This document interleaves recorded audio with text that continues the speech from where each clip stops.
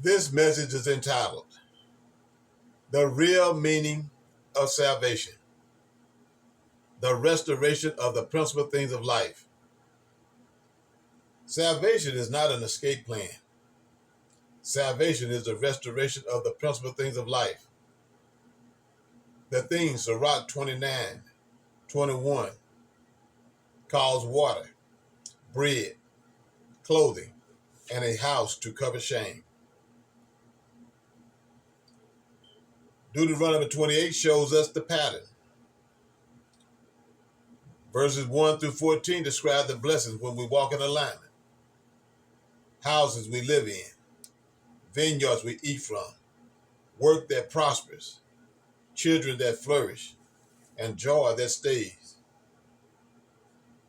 But verses 47 through 52 show the reversal.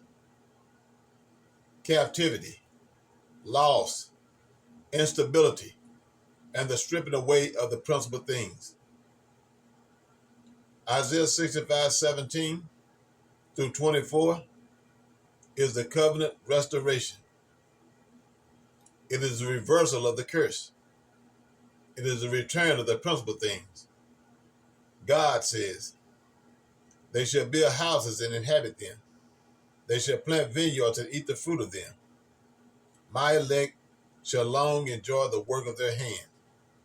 They shall not labor in vain. That is salvation.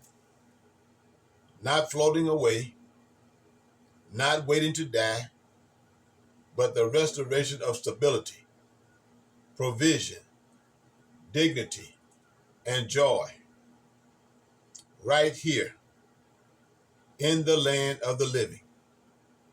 Isaiah 65 is the confirmation that salvation is material, measurable, and visible. It restores what captivity took.